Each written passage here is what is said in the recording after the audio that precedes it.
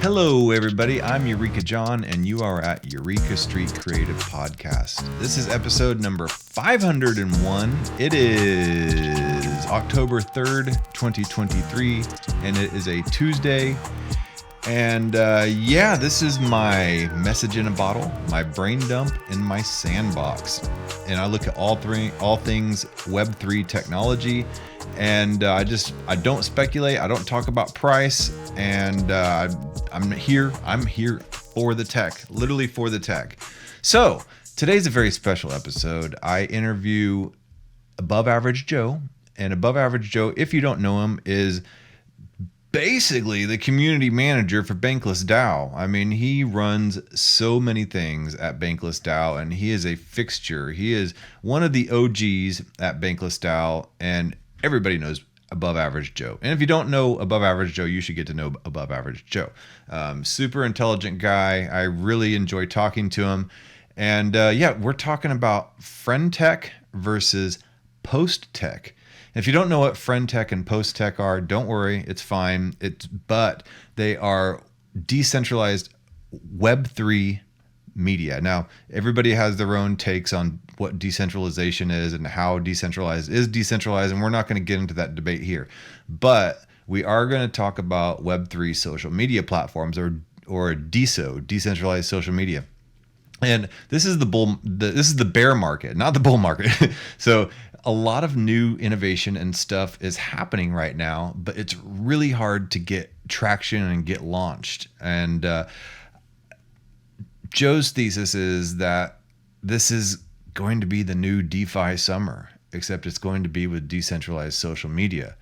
And in the way that NFTs gave creators the power to monetize their own content directly with their audience, decentralized Web3 platforms are going to allow the users, the people creating on the social media platforms, to be able to monetize their content and their identities as well. So let's go take a look over here. Let's take a look over here real quick at what friend.tech is. We'll start with friend.tech because post.tech is really, really new. It's like at the bleeding edge. And friend.tech, before friend.tech and post.tech, there's been other attempts at decentralized social media. I don't know if you know BitClout and Deso, the Deso blockchain. And then we have Lens Protocol. We have a lot of attempts of trying to build up this idea of what decentralized social media looks like. And so I think the latest iterations of this is, and we can get into all that in probably other episodes, but this episode is going to focus specifically on friend.tech and post.tech. So friend.tech and post.tech. And, a lot of people have a lot of opinions about this stuff. So here's Decrypt. They put out an article September 20th. What is friend.tech? The social token driven decentralized social network. So let's see here. It says, social token-driven platforms allow users, including individuals as well as brands and businesses, to create and monetize online communities using blockchain technology. Supporters view social tokens as a probable key driver of Web3 adoption and an important way to bring newbies to the cryptocurrency world into the fold. In short, social tokens combine aspects of traditional cryptocurrencies with patronage systems, allowing influencers, creators, and others to monetize a fan base for exclusive offers and content. Okay, so yeah, it looks like a further development of some of the things that NFTs really can offer as well. friend.tech takes this pre-existing aspect of Twitter and fleshes it out with a set of standardized crypto platform features, including airdrop rewards, fee sharing, and more.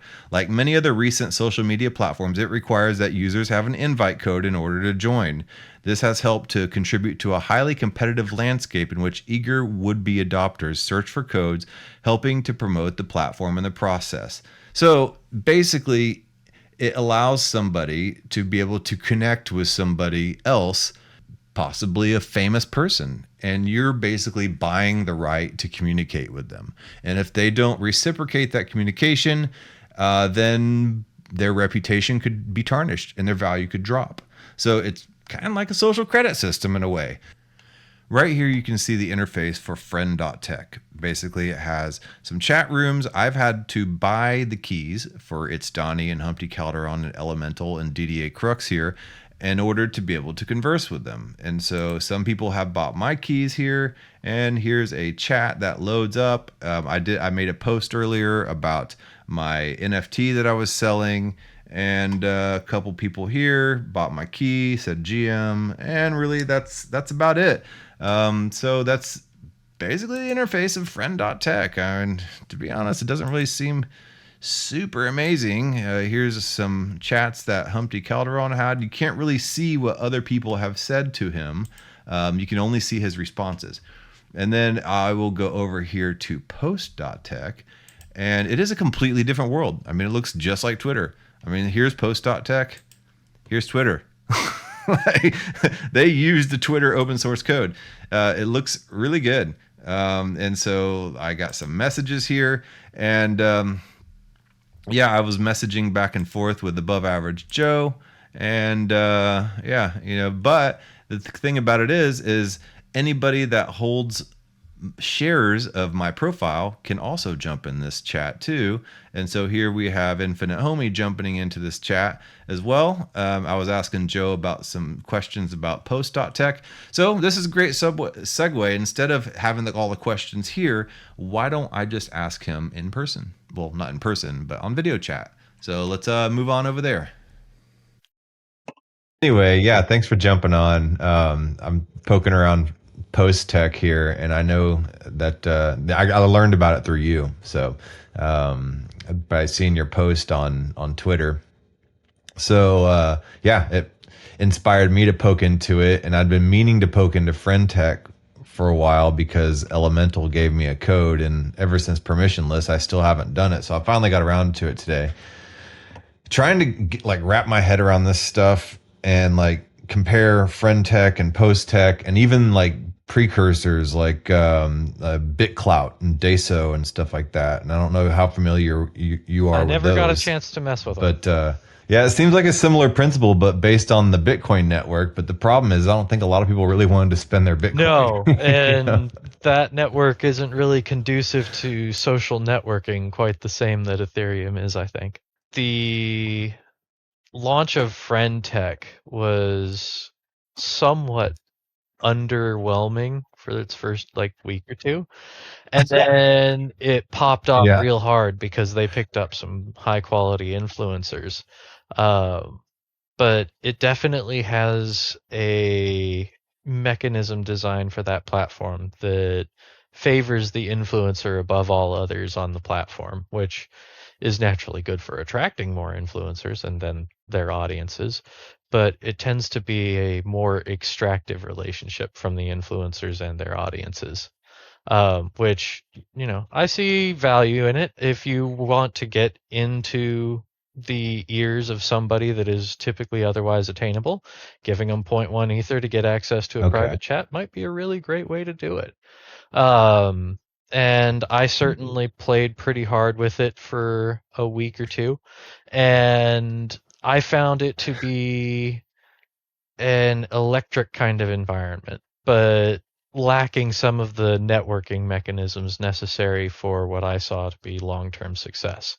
Some of the incentives were around creating volume, but then the volume's fee take rate was high enough that it was very extractive. They did some manipulative kinds of behaviors, like displaying key prices a tier higher than their actual sale price was currently to make the value look inflated, and then dropping an extra tier down. So instead of being like one or two trades to be in profit, you had to be like 3 or 4. And so people thought they were making trades with profits, but actually taking micro losses, things like that. And once I caught on to that kind of stuff, I was like, this platform's really built to be kind of like a casino. And so useful in the access respect, but I didn't feel like it had the longevity it needed. However, it's got big names on it, and that's enough of a draw that by itself, it's got a lot of network effect. Right now, it's got about 30,000 Ether in TVL, and their airdrop is projected to be wild in variance, but I've heard around $12, and who knows what that means.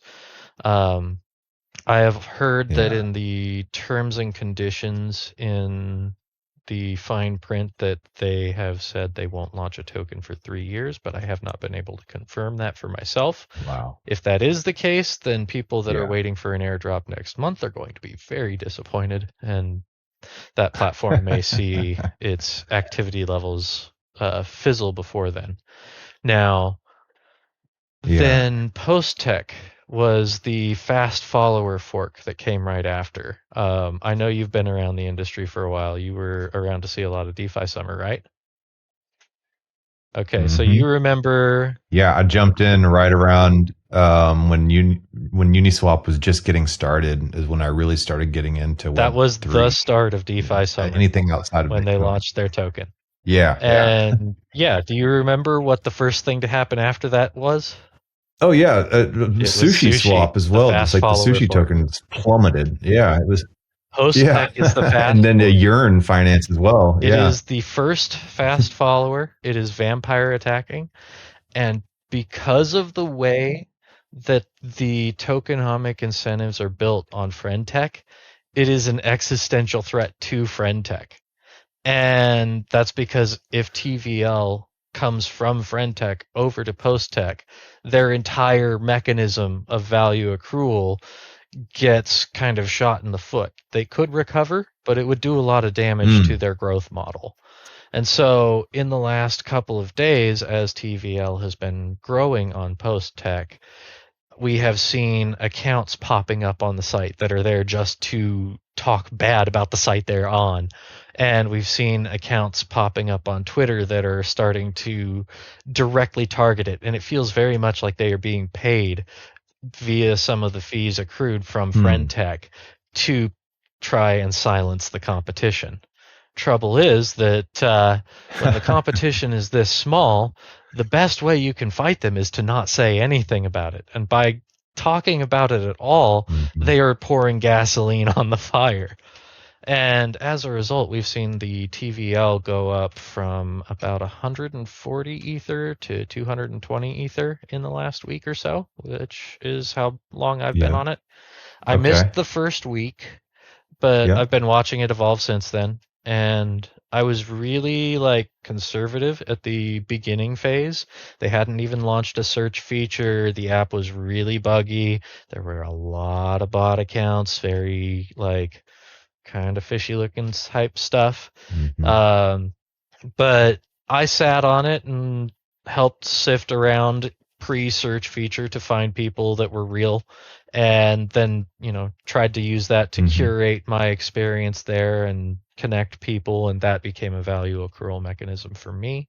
I saw that you said you had like 700, you followed like 700 people at the beginning, at the outset, and you just completely dumped it all to start Yes, completely over. because I had started, and as a Yeah. signal to try and get people aware that I was a real person, I was just following every account that I saw Hmm. on the platform to try and, number one, get them to get a notification and pop up and be like, oh, hey, there's something happening over there. Number two, to have numbers that were changing, and so people would go, that is a real individual. And then third, it was Hmm. changing what was showing up on my timeline, so I was getting more exposure to other things being posted, which a lot of it was body, but every once in a while you'd see one and go, that was a real human that posted that. And that became more valuable. And so, anyway, um, when they launched the search feature, I realized that this thing really was going to be a sushi. This wasn't just a try to get 100 ether in Mm. here and then pull the rug. They're trying to upgrade, deliver solutions, and they're not the first mover. They've got a lot of rougher edges, but they're building the airplane in the air, and they are doing the best they Mm. can with what they have. Like they started with the open source MIT Twitter code, and so it has a very similar feel to Twitter compared to friend.tech. And some of it is very Mhm. broken because of that, but they are actively picking and fixing those things by priority levels. And I'm seeing the updates come out daily, so I have gotten to the point where I have actually become a very heavy speculator in this sector. I would dare say that my entire risk portfolio is there. So you say this open source Hmm. Twitter code. I know Twitter kind of it's been pretty closed for a while. So is this older Yes. Twitter that's kind of they're doing copy Yes, this pasta is the from? stuff that Elon Musk couldn't deal with because it was created under an open source MIT license.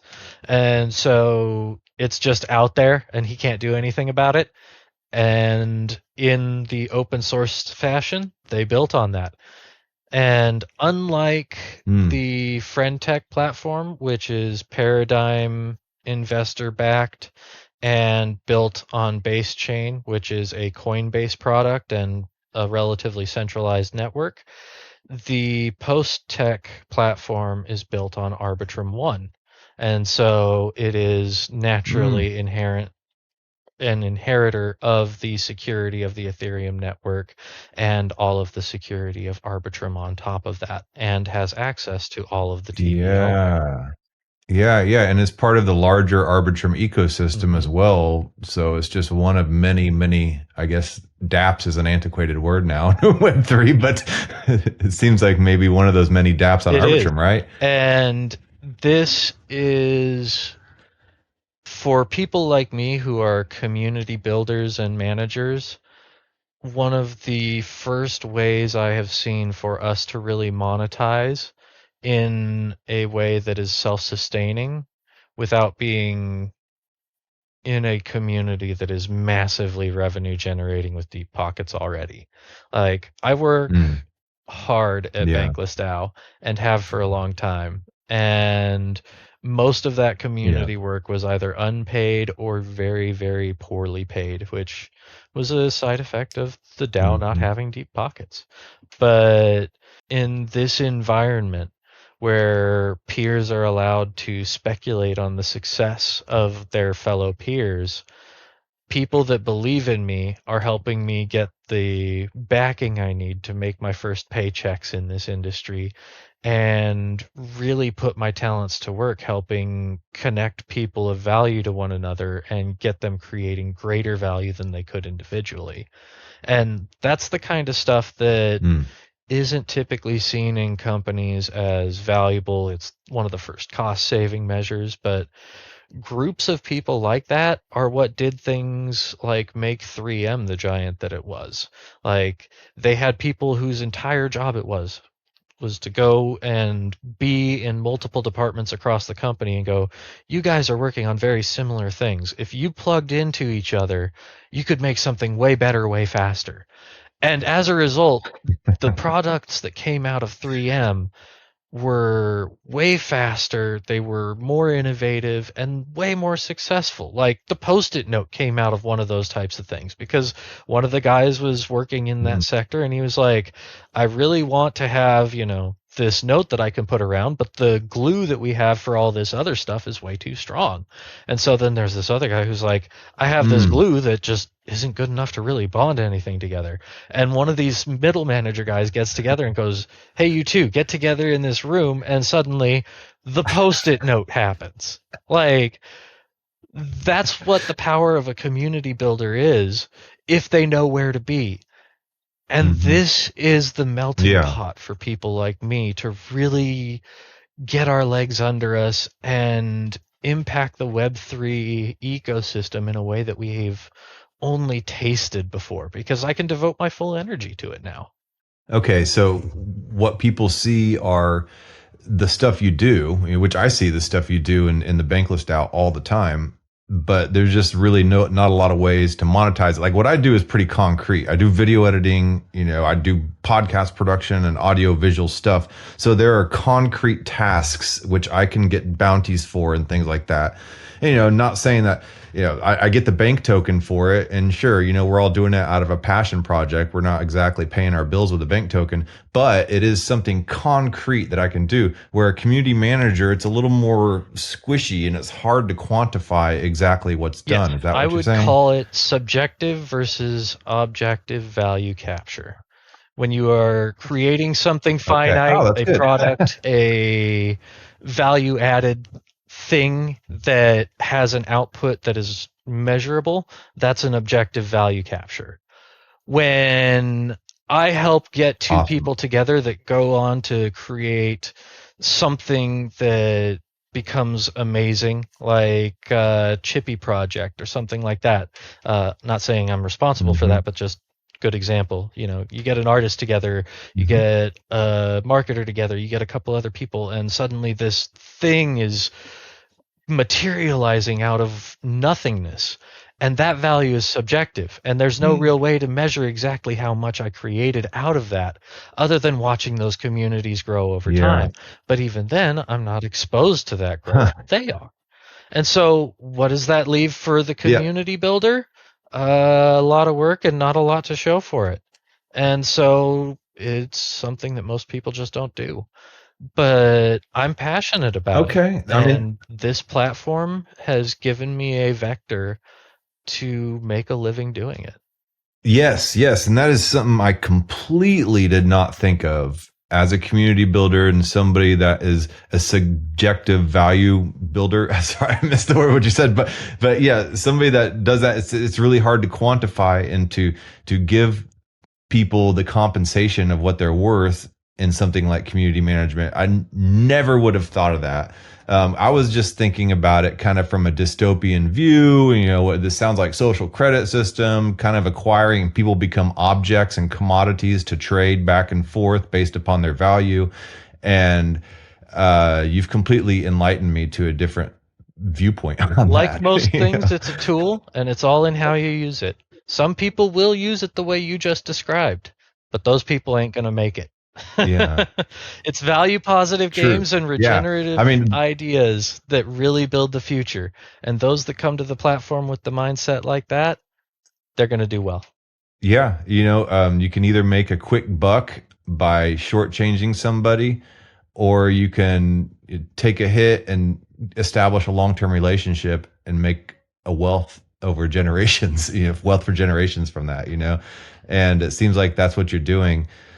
I mean, let me just start like at the very beginning for somebody trying to figure this out. So you basically have to upload Ethereum to the platform. So that's basically, you don't have, I guess, private autonomous domain over that money once it's on the You platform, right? do, So you don't have but private keys. So that part's not been developed. this You do? is Okay. All right. a technology that was actually visited pretty early on in the Ethereum ecosystem, before I had even really fully converted, and then kind of fizzled, and everybody went, well, whatever. But then friend.tech came out, and everybody was like, Hmm. PWAs, oh my God, they're coming back out. And essentially, what that is a progressive web app. The idea being, if you aren't a Web3 native yet, then this is a way to abstract a lot of that for you. And for post-tech, Hmm. they don't actually have a fiat on-ramp built into it like like friend.tech did. So it is a little more Uh-huh. Web3 native than friend.tech is. But the idea being that the wallet is created when you initially spin up your account. And once you have created and put that initial funding in the Okay. wallet, you can then export that private key from the platform so you retain sovereignty over it. It's an Arbitrum wallet that they just spun up for you as you created your account on the Mm-hmm. app, which is somewhat more Mm. secure because that means that the wallet associated with this social media is brand new. There's no approvals associated with it. Yeah. There's no other assets on there.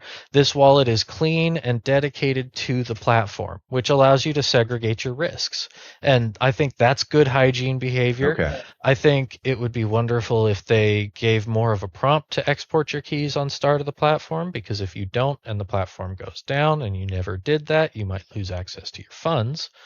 But if you export your keys, you can put it into MetaMask and treat it like any other wallet anywhere, or really any wallet that will accept a private key. And so it is Okay. really a gateway for people to experience what it's like to be Web3 native and just as sovereign as any other wallet you Yeah. hold. So it's like friend tech is, like you said, on the base Hmm. blockchain. So it's there's not a whole lot of compatibility with other apps where the Arbitrum provides a little more universality FriendTech is to be able Web to import and export. 2.5. It's very close, uses a lot of the same infrastructure, Yeah. and I ain't going to fade them. They will do well. But Okay. My portfolio is on post-tech. Okay. All right. So once I bought a share or you bought a share of me, it allowed you to communicate with me. And then I was asking you a bunch of questions. Then I saw Infinite Homie chime in because she bought a share. So she immediately got into our chat group. So it opens up large universal chat Yes. groups for anybody that has the owns by. And this Okay. All is right. one thing that is That's distinctive really from interesting. friend.tech. friend.tech is a Yeah. one-to-many communication system. When you buy a key on friend.tech, the only person you can talk to is the person whose key you bought.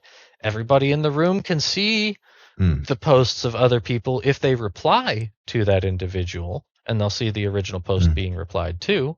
But outside of that, you have no communication capacity with anybody else that is also a key holder.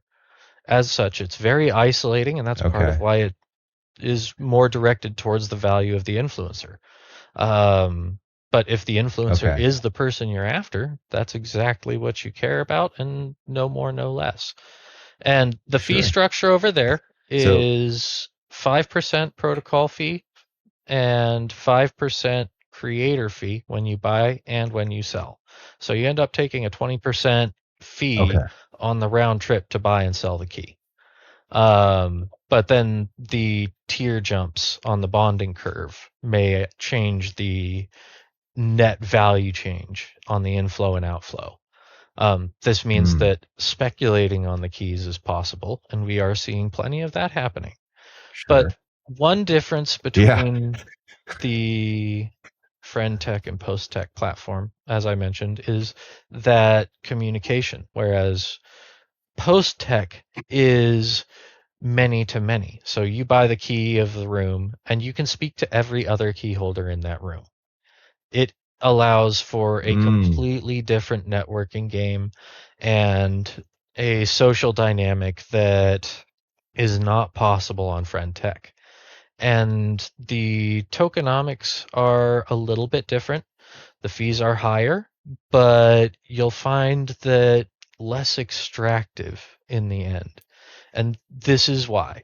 The breakdown goes 4.75% is the protocol fee, so just a hair lower. 0.25% for a Okay. referral fee. So if somebody uses your invite code, you get a 0.25% of their activity on the platform for their life on the platform, which means that in Mm-hmm. net, it Wow. becomes a 5% fee, identical to friend.tech, but with a little bit of a value capture for those who are helping onboard their friends. And then there is a Ah. 5% royalty to the key creator, just the same as friend.tech. And then there is one more 5% fee, and this one is distributed pro rata to the current key holder set. So, unlike friend.tech, in this world, speculating on your friends is dividend bearing. Interesting.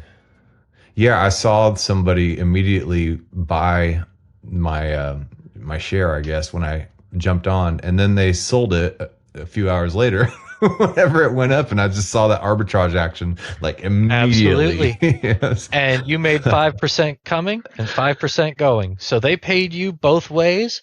And as a result, people are making Okay. massive amounts of money because there is an airdrop coming for this platform. And that means that keys have a Yeah. floor value because to buy a key and get an airdrop, which is free money, has an arbitrage value there as well.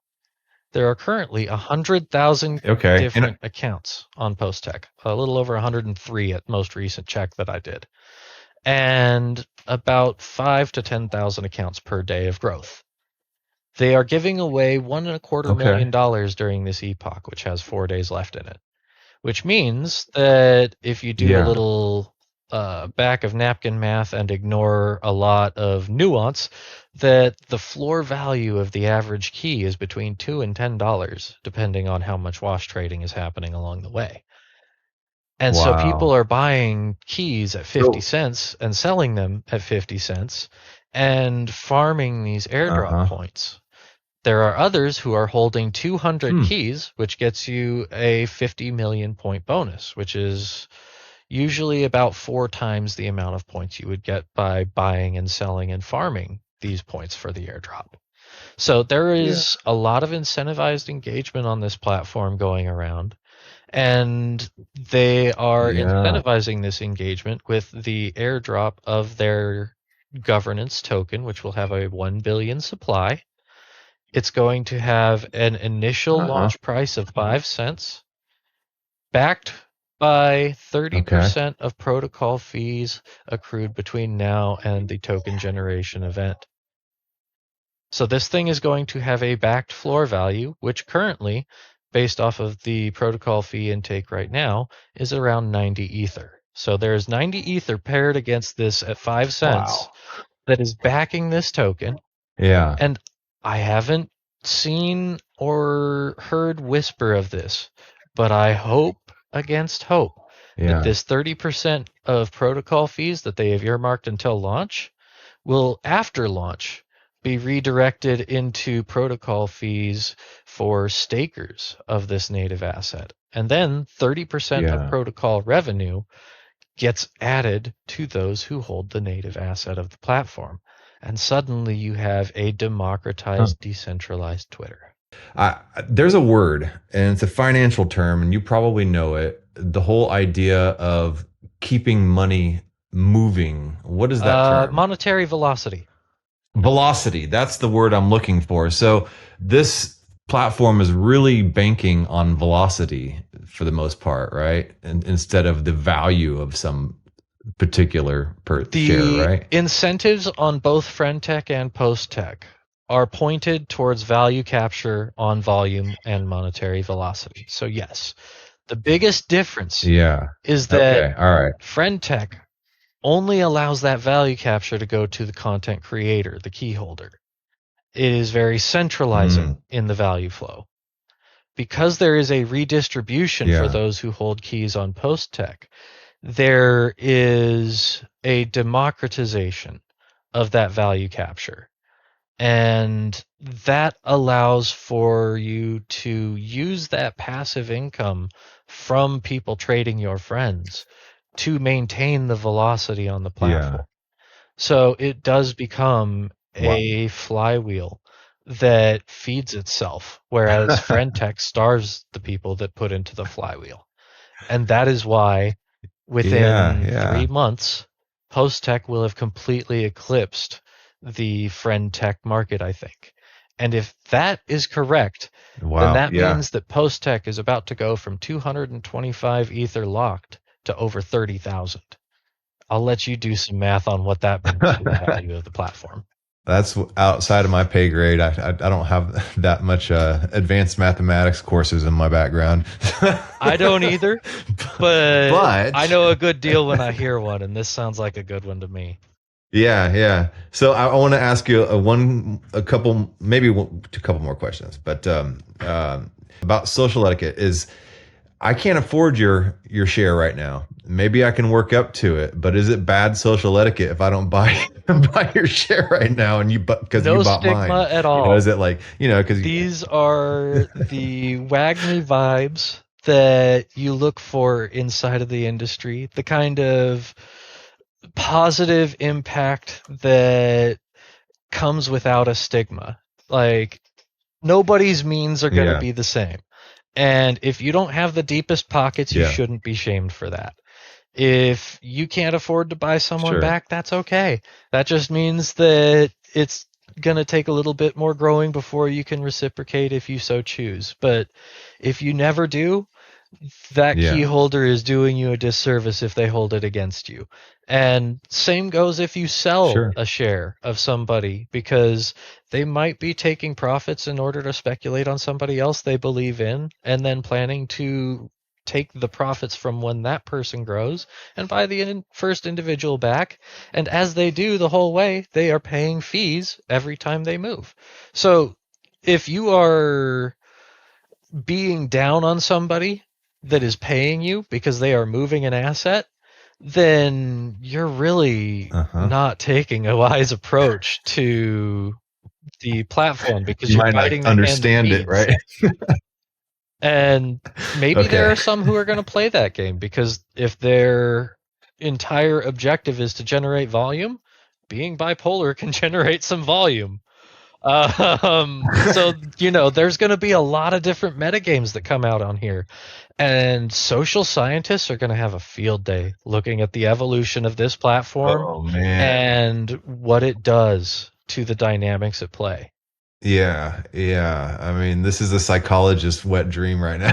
Absolutely, it is. And because we have multiple platforms with different incentives running simultaneously, we can also see in a non controlled experiment open environment what the impact of those kinds of tokenomic effects actually have on the ecosystem.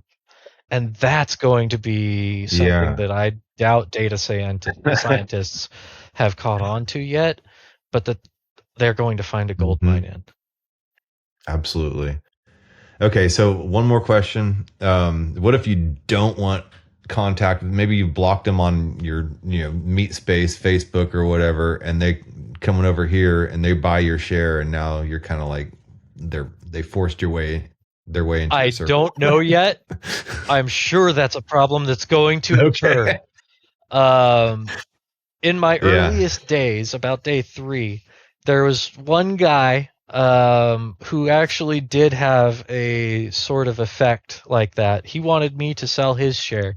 He thought that because I was willing to buy some of those bot accounts in order to get some of those airdrop points, that I was performing as a bad actor. Hmm. And so he wanted me to sell his share. Oh. And I didn't have to. He couldn't make me quit. As far as I can tell, that is still the situation, and they may have to remedy that at this point. But from what I can tell, the keys Yeah. are immutable. Yeah. It's And that means that, unlike most places where you can just block them and ignore them, this is a world where you're going to have to deal with the people around you. And that's going to lead yeah. to a different kind of problem solving. Like, if you have a gripe with them, you're going to have to work it out. You can't just move on.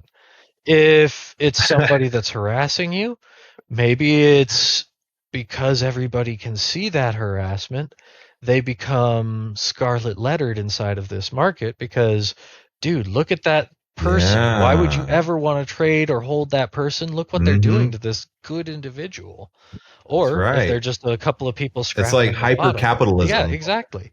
And so if they destroy Yeah, their the value, market works itself yeah, out. and thus Yeah. the court of public opinion becomes your judge and jury inside of this sector, and you can't make them And your leave, censor as but well. you can certainly make it so that it's really unpopular to listen to anything they have to say, and so they just get tuned out. That is absolutely incredible and a great way to answer that question because the market works itself out. I mean, we are literally in the Wild West right now. And I don't know if you know about the cathedral and the bazaar, and I'm sure you do. But the cathedral being the establishment and the bazaar being the open space where innovation happens. And then in the bazaar, you have all the burglars and thieves and all that stuff, but you have the most creative expressions popping up out of there. In the cathedral, you have safety and security, but you don't really have any innovation. So we are absolutely in the bazaar with this. 100%. Like you said, there's nothing you can do about it, but the market works itself out. Absolutely. And unbelievably early on this fork right now. I expect that many of the rough edges that I have lived with over the last 2 weeks as the platform has ramped up will be solved by the time that this airdrop happens, and that the platform that many people onboard to will be a completely different one than the one I started out with. And that is a bullish thing Hmm. because the best thing Yeah. that these developers who are anon can do is just keep shipping. I don't want to see them posting on the social Mm. media LARPing about the accounts. I want to see updates. And Yeah. that's what they're doing, and that's why I'm Yeah. bullish. Yeah. That's rad. Man, I think you just sealed it right there. I don't really have any more questions. Is there anything else you want to say about it? BDAO strong, and so are Chippy. Do not fade them on this platform. They will be big. I guarantee it. You watch me. Right on. Oh, and what real quick, what is your post tech avatar, or how can they get you So on there? you can find me at Above Average Joe The same as my Twitter handle, because I signed up using my Twitter handle. So the same underscores between ABV, AVG, and JOE. Rad. Okay. Well, Right on. thanks. And I will see you on the other side, good All sir. right. So that was Above Average Joe. Thanks again for watching this. I hope you are able to figure out if you want to be a part of decentralized social media and which one you want to be a part of. Personally, I'm going to be going with post.tech, and I'm 100% along with Joe on this. So yeah, he made some really, really good points. And yeah, you can find me at Twitter at EurekaJohn1. So that's Eureka John, the number 1, or at post.tech. Let me know.